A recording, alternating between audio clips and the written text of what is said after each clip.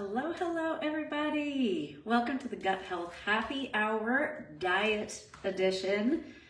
I bet we have all been in the same boat a few times in our lives where we have tried various different diets. Maybe they worked a little bit, maybe we lost weight, but did we feel good? Did we gain the weight back? That's the real question. And how did it affect our body and our overall well-being for the long run, right? Because quick fixes and things that happen quickly feel good in the meantime, but what is it doing to our body as far as the rest of our life goes and the health of our body overall? So welcome everybody. Say hello as you're coming on. I would love to know who is here watching, and I would love to have it be interactive so I don't feel like I'm just talking to myself. So say hi. Let's have a conversation. It looks like my tripod is falling down here. There we go.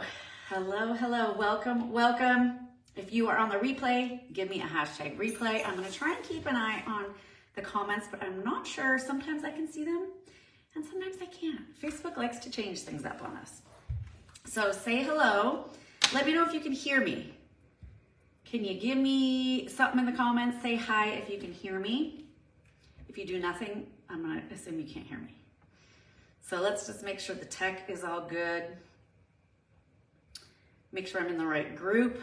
Sometimes I've gone live in the wrong group and that is quite embarrassing.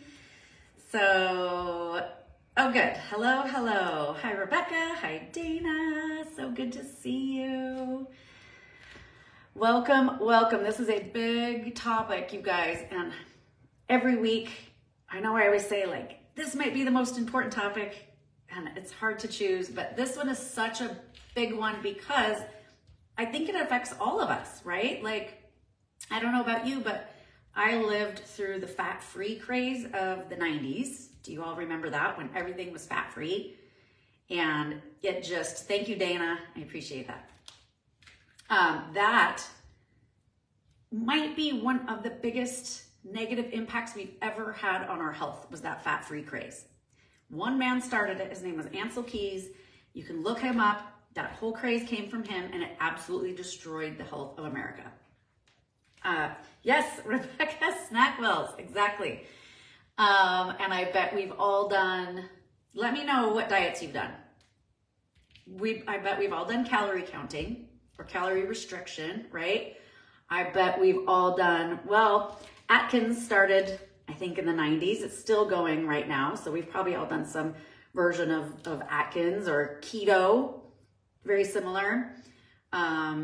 Weight Watchers, Jenny Craig. What are the other ones? Maybe we've gone vegan. Maybe we've done carnivore. Carnivore is where you eat all meat, right? Like there's so many different things, and there's so many people that fall prey to these things because whoever started that diet and whoever is trying to promote it for whatever reason, they can come up with a lot of great reasons for you to do their diet. And the real truth is there is no diet that is best for everybody. And the word diet itself is not helpful, because if you want to lose weight and you go on a diet, then you go off that diet, what do you think is going to happen? Right? You're probably going to gain that weight back. So what we really need to do is reframe our thinking a little bit on dieting and think about it in a healthy, sustainable way, and a way that is going to improve the functionality of our body, right? Because just losing weight, and I want this to stick into your head as much as humanly possible, losing weight does not equal health. So sometimes I ask people like, oh, how are things going with your health? Oh, good, I lost 10 pounds. That's not what I asked you. I asked, how are things going with your health? Because losing weight does not equal health. You could starve yourself for a week, not eat any food, and probably lose 10 pounds. Does that mean that you got healthier? Absolutely not. So I want to reframe the thinking that losing weight equals health. Like, let's just get that out of the way. Let's think of these as two separate things while we talk about how diets affect you and Is the screen glitching out? Caroline says the screen is glitching. I'm trying it on my phone today because doing it from my computer makes it go scrunchy. Is it glitching for anybody else?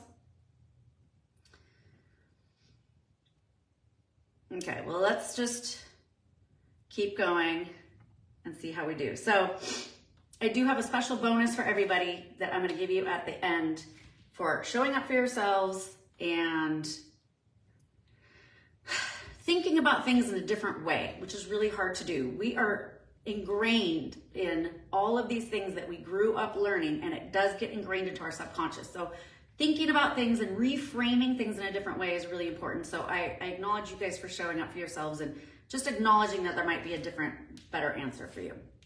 So let's talk about the epidemic that is being overweight and obese. So the science is showing that since the year 2000, we've gone from 30% obese in our country to 42%. That is a huge jump. So 42% of our country is obese. So that is a really scary number. 73% of our country is overweight. So again, very, very scary. These things, not only do we know that being overweight is not good for our bodies, but it's a major risk factor in developing type 2 diabetes. Those two things go hand in hand.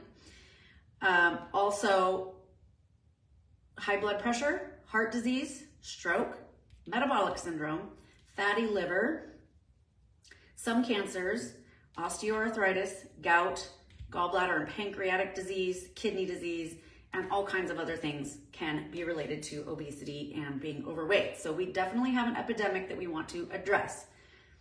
Now, the way we go about addressing that is all wrong in this country. So that's what we're going to talk about today. Let's talk about why we store fat. That's a really important thing to understand. We store fat for excess energy because we take glucose in from our food. We store it in our liver as glycogen. That's for energy, but we can only store so much in our liver. So we need to store the rest of it in our body for energy. So there's a reason why our body fat is there, and we need it, right? Because your body grabs the energy from the fat to use at various different times when we can't use it 100% from the liver. So we need our body fat. So let's not think of our body storing fat as my body is against me, or my body, you know, is somehow hates me. Like, I'll hear people say that, like, oh, my body hates me. Let's remove all language like that from our vocabulary. Your body does not hate you. Your body is always 100% of the time doing what it needs to do to keep you alive. So the fact that your body is storing fat, it's doing its job. Now we need to do our job to make sure it doesn't store too much fat. The other part of storing fat is your body is taking excess sugar from the bloodstream, because sugar in the bloodstream is toxic. So it's taking excess sugar from the bloodstream and putting it into your fat cells. It's very, very smart. Your body knows exactly what it's doing all the time. So if there's too much sugar in the bloodstream, that is where we store fat. And this isn't just, you know, candy bars and cupcakes. This is refined carbohydrates, so breads and pastas and things like that. But also we need to think about toxins. So toxins that go into our body, we don't want those circulating through our bloodstream either. And so your body also will store toxins in the fat cells, which is why they can be very stubborn to get rid of, because your body's actually protecting you, especially that belly fat. That belly fat, your body's trying to protect your internal organs from those toxins. So your body is doing its job. Your body's doing a wonderful job. So if you're gaining weight, there is a reason behind it, and finding out your reason is very important. And that is what diets are totally lacking. We're not at all addressing your root cause of why the weight is on in the first place. And we're not helping your body to improve. By just reducing weight is not increasing the function of your body, right? So you can lose the weight, but somehow you still don't feel very good, and that's because you haven't increased health, right? So it's a good balance there. So preventing the weight gain is different from losing the weight. preventing the weight gain is reducing those sugars that are in the blood and reducing toxins. But losing the weight is different. So it's just like, you know, if you have leaky pipes and you just turn the water off, yes, now there's no water going through, but the leaky pipe is still leaky. You're still gonna need to fix that pipe to be able to turn the water back on. So we need to fix the damage that's been done to the body and not just think about losing the weight, but actually fixing what is wrong, right? For the body to be able to work properly. And that is what diets are totally missing. So let's talk about number one, calories in, calories out. So there's a lot of misconceptions about calories in, calories out. Drop a calories in the comments if you've ever counted or cut calories, restricted calories. I guarantee we've probably all done it at some point. So here's the deal with calories in, calories out. Now, a lot of people just say it's as simple as that. It's a math equation. Eat less calories than you expend and you'll lose weight. There's a big problem with that. So one study in 2019 published in Cell Metabolism found that eating processed foods seemed to spur people to eat more calories compared to eating unprocessed foods. In addition, in this study, everyone was offered meals with the same number of calories. So there were two groups of people. One group got processed foods and one group got unprocessed foods, but the exact same amount of calories. And nobody did any exercise. So the processed foods group all gained weight and the unprocessed foods group all lost weight. They switched and did the opposite diet for 2 weeks and the same thing happened. The unprocessed group lost weight. The processed food group all gained weight. So across the board, they all had the same amount of calories. And then, so when they switched, so we know it's not just their metabolism or their body, but when they switched, the same exact thing happened. So everyone eating the processed food gained weight. So that's what tells you that food is not all equal. It's not calories in, calories out. It's the quality of the food you're eating. So you can count calories all day long, but if you're not giving your body the nutrients it needs, none of those calories are gonna matter, right? If you're eating 500 calories of donuts or 500 calories of chicken and vegetables, which one do you think is gonna be better for you, right? So calories in, calories out is not a thing. Yes, if you eat less calories than you expend, yes, that is accurate. You're probably gonna lose weight. But our body is a science project. It's not a calculator. So giving your body the best foods and getting your body to work better is what really is going to help you in the long run. There are also safety concerns in the low-calorie diet that stem from nutritional imbalances. So 9 out of 10 Americans don't get even the minimum recommended amount of vitamins and minerals. Minimum. So then we restrict calories, and what happens? Then you are seriously depleting your body of nutrients, right? So all kinds of things can happen when you deplete your body of nutrients. You can have very serious adverse consequences for your overall health, but also for your microbiome. So if you have been in this group, you know that the microbiome is the most important thing you could ever take care of, and we're going to talk about the exact reasons why it affects weight loss. But depleting your nutrients by cutting calories, if you already didn't get enough nutrients, then you deplete them even more. You can get a weakened immune system where you're one of those people that catches all the viruses and all the everything.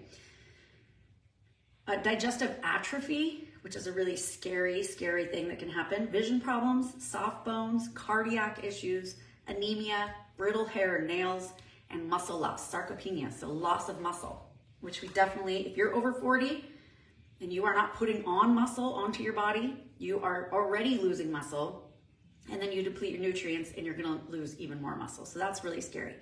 So we need to talk about how this is affecting your gut microbiome. And what I like to say is everyone's microbiome, which is the bacteria and virus and fungi and all these things that live inside of us, we're actually more bacteria than we are human.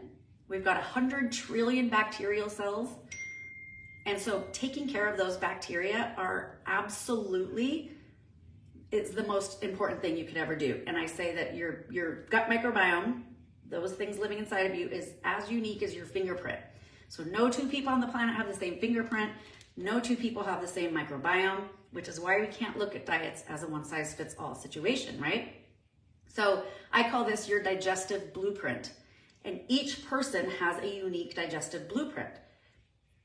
Every single person I've ever tested, I do gut microbiome testing with all my clients, has totally different results. And I've tested really healthy people just looking to optimize their health and just do whatever they can to be as healthy as they can. And I've tested people who are on the struggle bus and everywhere in between. And I've never seen two results that were similar. So everyone has this unique digestive blueprint, and the food that we consume affects your bacterial composition in your gut microbiome. And this will affect your nutrient absorption, how we digest and break down our food, the energy extraction from our food, and the inflammatory effects. So our bacteria and the short chain fatty acids that our bacteria produce are what will reduce inflammation. So if you have inflammation, the number one thing I recommend to do is take care of your gut bacteria. Make sure it's in a good balance, that it's mostly the good guys, reducing the bad guys. So all of these things actually have the potential to lead to obesity and type 2 diabetes when we deplete the microbiome.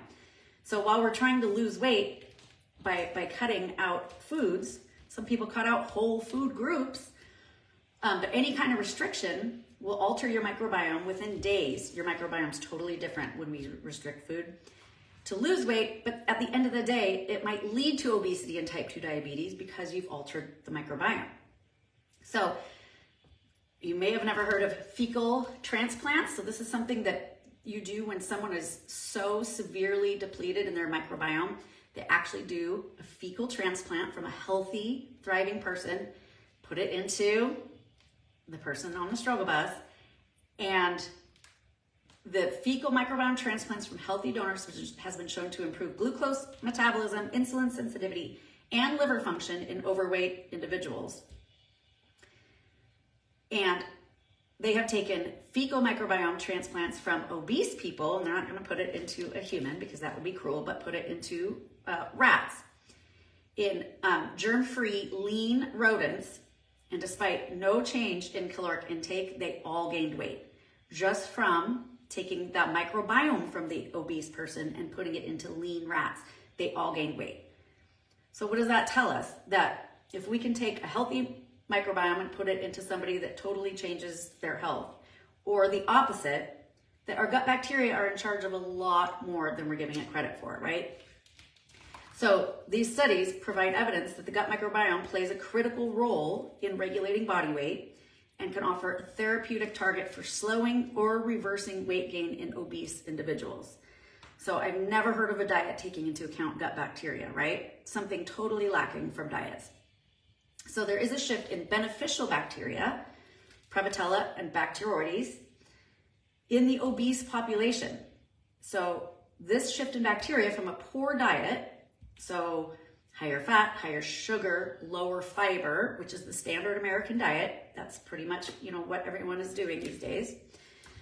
Could lead to metabolic syndrome, type 2 diabetes, and low-grade inflammation. So the reduction of these two types of bacteria are directly related to metabolic syndrome, type 2 diabetes, and inflammation. So really important if we have been eating the standard American diet, and a lot of us in this group have made wonderful changes, we really need to make a concerted effort to replace the bacteria, because I don't know about you, but I grew up and I ate Pop-Tarts and Fruity Pebbles and mac and cheese and drank Pepsi, right? So just changing to a good diet doesn't replace all of that good bacteria that we lost out on all those years of the standard American diet. So if you have made changes, that's wonderful, but we still need to make a concerted effort to increase back up that good bacteria that we lost from years of standard American diet. So that kind of gives you a clue as to what restriction is going to give you. Calorie restriction, carbohydrate restriction, any kind of like cutting out of foods.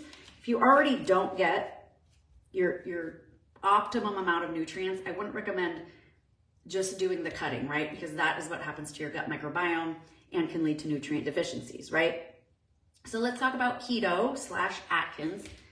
kind of similar in principle, basically cutting out carbs and eating, you know, probably more meat and fats and things like that. So carbohydrates equals fiber. Fiber equals healthy gut microbiome.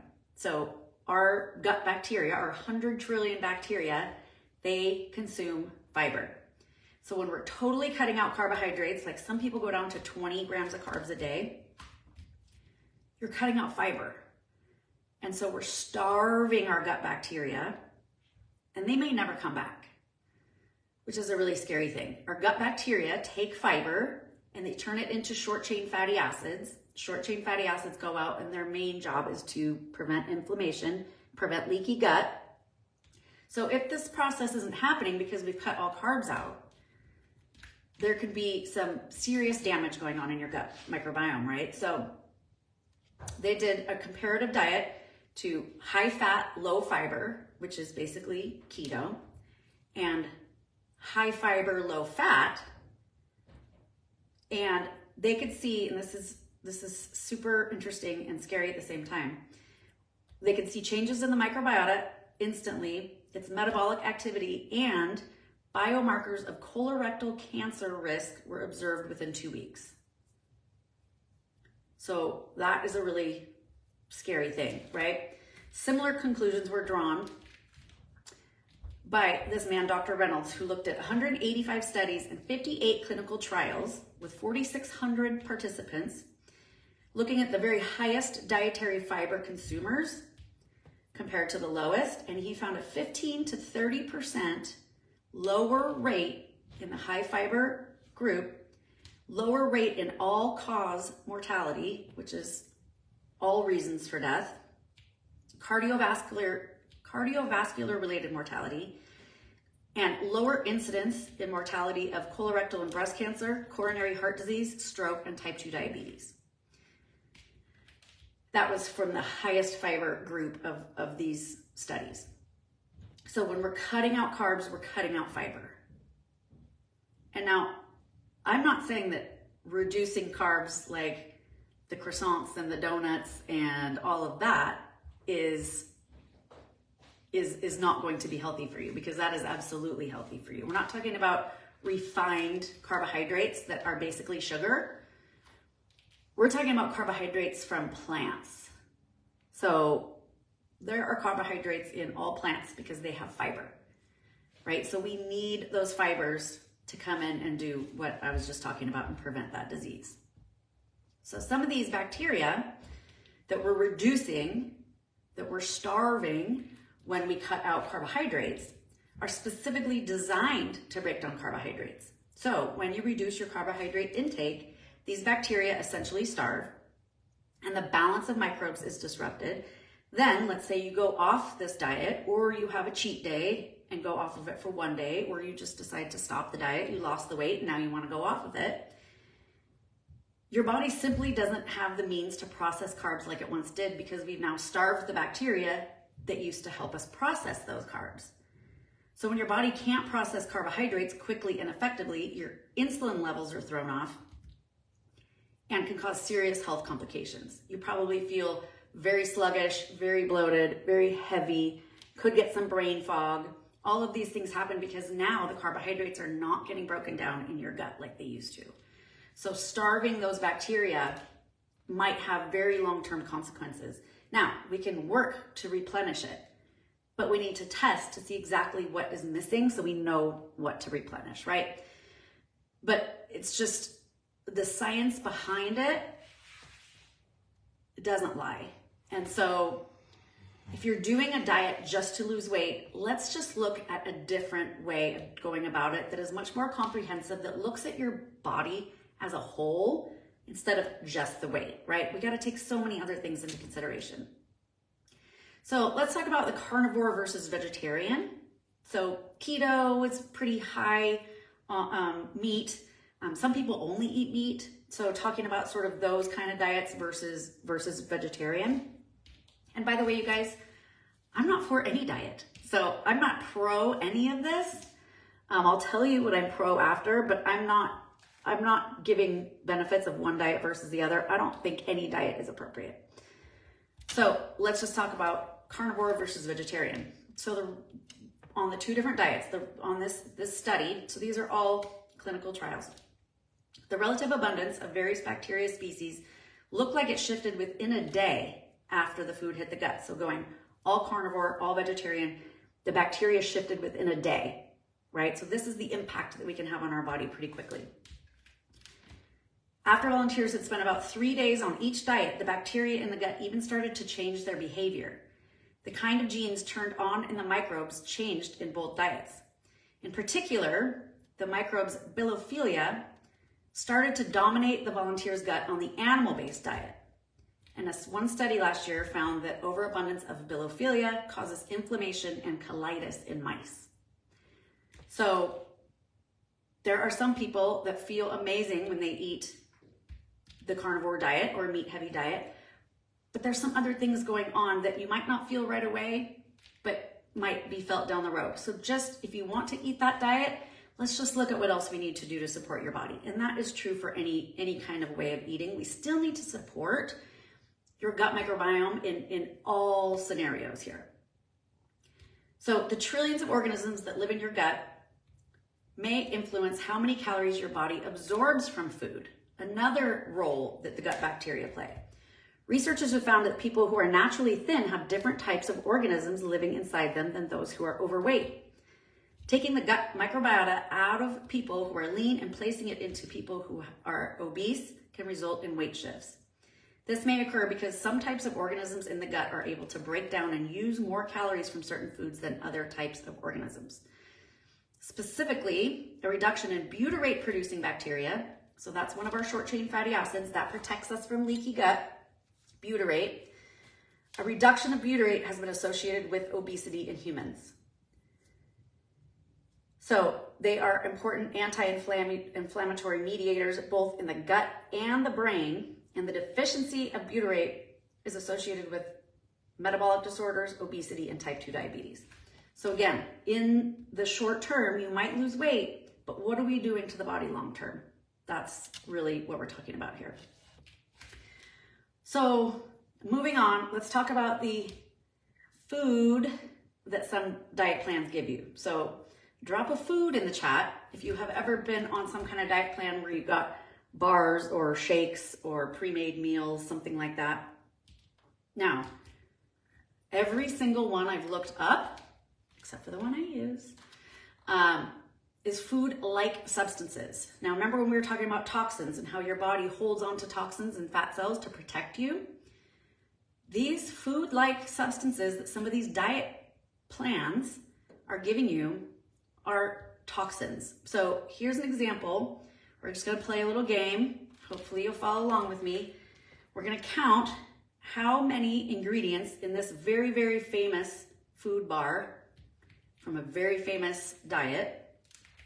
We're gonna count how many of these are actual foods out of all these ingredients. Okay, ready? Soy nuggets, number one. Soybean oil, canola oil, glycerin, peanut flavored coating, maltitol, palm kernel oil, partially defatted peanut flour, non-fat dry milk solids, whey powder, peanuts, there's one, soy lecithin, anhydrous milk fat, hydrolyzed gelatin, polydextrose, whole grain rolled oats, that's two, sunflower oil, peanut oil, cellulose, vitamin mineral mix, zinc oxide, folic acid, chromium chelate, phytonadione, whey protein isolate, natural and artificial flavors, guar gum, soy lecithin, sucralose, and salt. That's three. That's 3 items out of, what did I say, probably 30 or 40 ingredients. There's 3 real food ingredients in there, and the rest our body doesn't know what to do with. So when we put real food in, the body goes, oh, I know what to do with this. I take this and put it over here. This will give us this. None of this is real food. Your body does not know what to do with it. It is going to be a toxin in your body. Okay, here is one of the leading health and weight loss shakes. We're gonna play the same game. Okay, here's the ingredients. Now this is a health shake.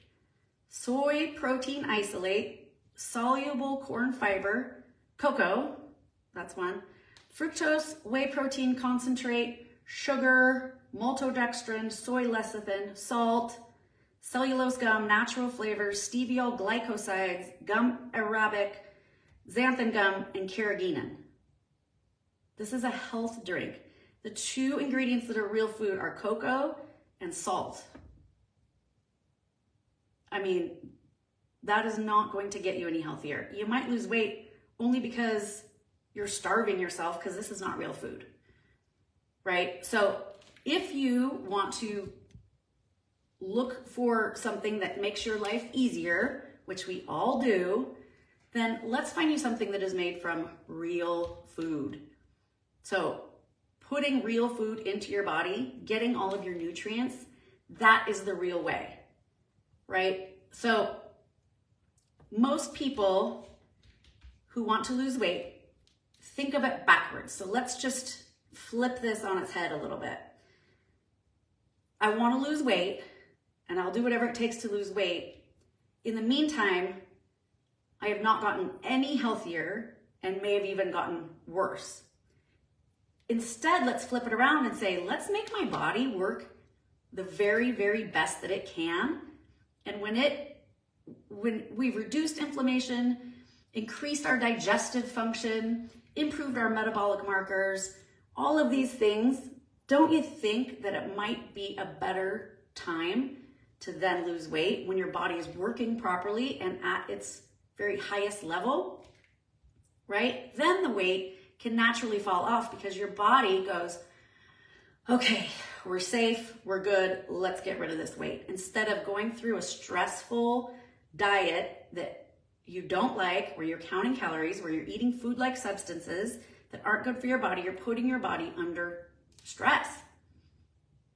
And that's why the weight comes back, right? So while we're dieting, are we feeling really good? Are we feeling energetic? Like, did you get rid of your brain fog? Is your digestion better? Like, these are all the great things that should be happening, but they don't happen on diets because we're just doing the depletion route rather than the nourishment route, right? So let's talk about how we really want the body to lose weight in a sustainable, healthy way that is going to last you for a lifetime, okay? It's using my 4 pillars that I use with my clients in my program. And we need these 4 pillars no matter what your symptoms are, no matter what your goals are, health-wise, weight loss-wise. So I don't do weight loss in my program, but the weight comes off naturally in my program. I don't do weight loss because we need to do these 4 pillars no matter what. Make your health home really super strong, and then the weight can naturally come off. So that's why I don't do weight loss per se in my program, but this is what I do in my program, is we make sure your body has optimum nutrients, not just the baseline, not just the minimum. Remember, only 1 in 10 Americans is getting even the baseline amount of nutrients. 10% of people, that's a very, very scary number. So I make sure my clients are getting the highest quality nutrients, food that's grown in mineral-rich soil without pesticides, tested for glyphosate, watered with purified water. This is gonna give your body so much energy and strength because you're actually, for the first time in your life, getting all of your nutrients. It's amazing what can happen when your body just gets the ingredients that it needs to work right. And then the second pillar, which we've talked a lot about today, is the gut microbiome. I test every single one of my clients to see exactly what's going on in their microbiome, because as we know, your digestive blueprint is as unique as your fingerprint, and we have to know what's going on with your blueprint before we can tell you what is going to be best for you. Nobody can tell you what's going to be best for you unless they've seen that blueprint. Number 3, detoxification. Remember how I said those fat cells hold on to toxins?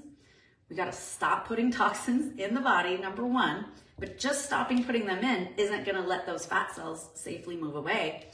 We need to get those toxins out of the body gently, safely. Detoxification is a very specific process. If you try and do it on your own, The toxins might recirculate.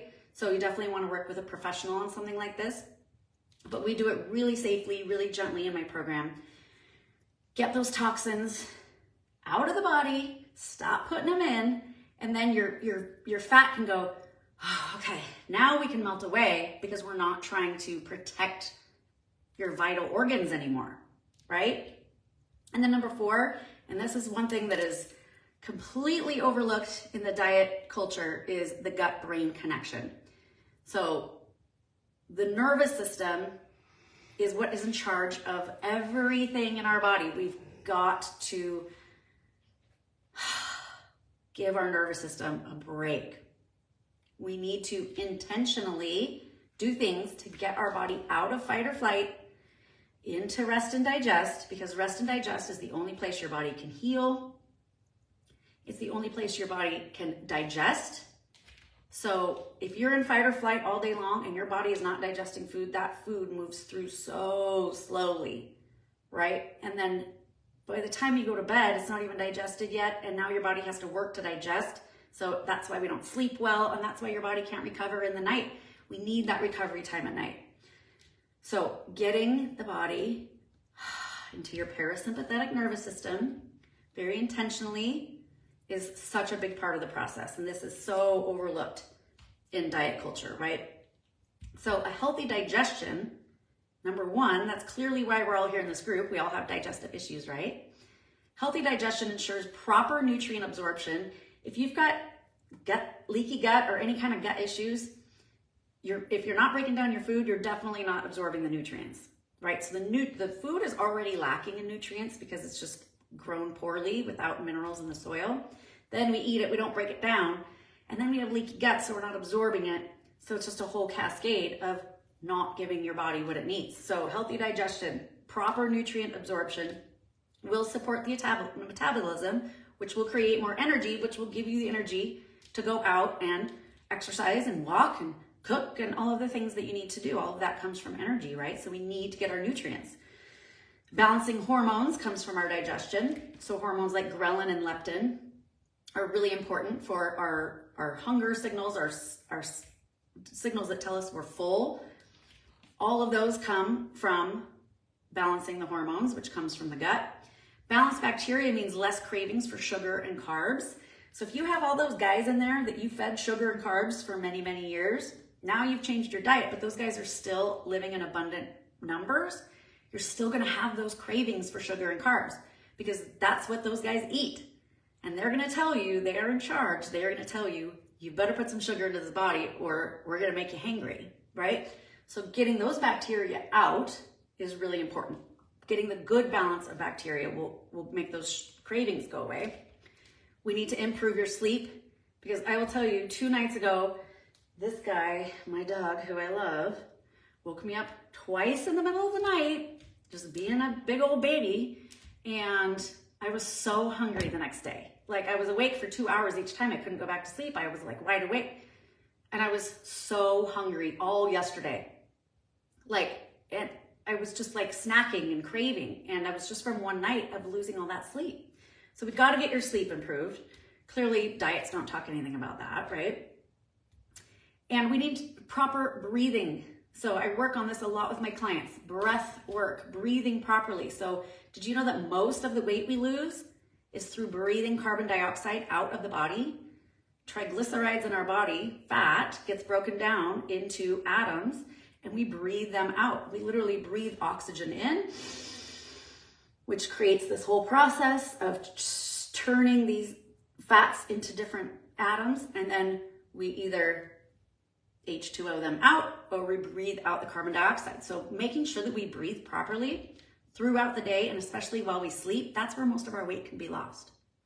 But we need all the processes in our body to be working properly for that to happen, right? So working on those 4 pillars, nutrition, gut microbiome, detoxification, gut-brain connection, that is how you're not only going to lose weight, but you are going to give yourself a lifetime of health, right? Don't you want to be able to go out and do things when you're in your 80s, your 90s, right? Like losing weight isn't going to give that to you, but getting your body working at its highest potential is going to give that to you. Like, what are your dreams? What do you want to be doing later? I just signed up to go hike Machu Picchu in 2025. Hi, JT. And I can't do that if my body is not working at its optimum potential. So whatever it is you want to do want to run around with your grandkids and play baseball with them? Do you want to go on an adventure trip? Do you want to retire and go enjoy your retirement and not just lay on the couch? Like, what is it that you want to do? We need to think long-term here, not just short-term weight loss. So if this is something that you are interested in and you would like the help of a professional who has a proven system that actually works, if any of my clients are on this thread, I can't see the thread, but if any of my clients are here, speak up and you can say how much weight you've lost and how good you feel. Because losing weight but not feeling any better, that's not good. That's not improving anything, right? So my clients feel amazing. They have energy that they haven't had in years. They lose the weight naturally. And it's something they can do the rest of their lives. This is not a program you go on and you go off. You go on and you create a lifestyle for yourself that you can sustain. So I dropped a link to book a call with me. I offer free calls to anyone in this group who would just like to go over your goals and your health issues that you're having now and, you know, map out the next best steps for you together, because it sucks to do it alone. And if you don't have the answers, nothing is ever going to happen. Like, where are you going to get these answers from, right? About you and your body. So book a call with the link and drop the word mantras if you want my very special gift that I am giving to all of you. You guys, mantras are so impactful. We are retraining our brain. So these are statements that you either read more impactfully, you say them out loud, even more impactfully, you write them down. And we're retraining our brain to think and really not just think, but create difference in our physical body.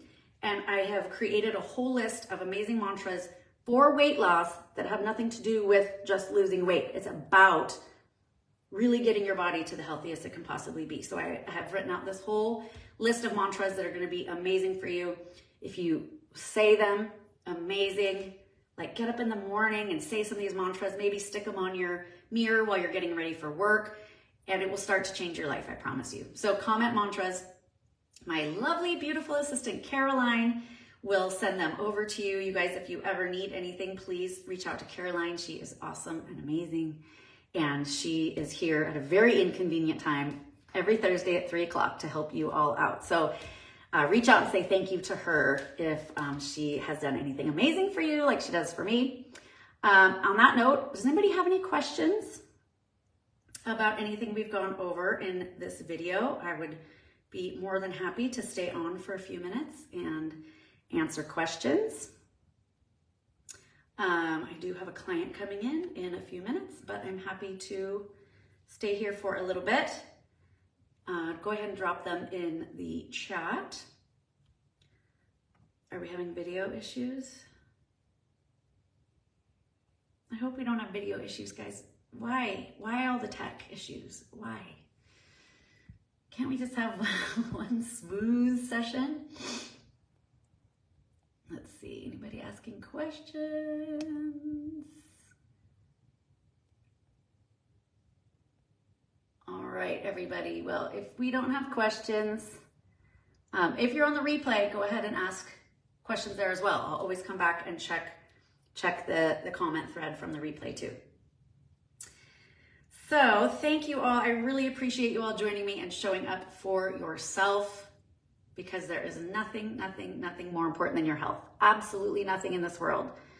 If you say you're too busy or you don't have time or this or this or this, I don't want to hear it. Take care of your health. There's nothing more important, and I'm here to help you with that. So I love you all. Hope you have a wonderful week. There will be no gut health happy hour next week because I'm going to Cabo, and I'm really excited because I feel the best I've ever felt in my life. I used to feel like shit on vacations, and especially when I came home. And I don't anymore because I have set my body up for success, and that is what I want to help you do as well, so you can go enjoy your vacations too. So I will see you all the following week, but I will have my laptop, I will have my phone, so if you need anything, reach out. See you later.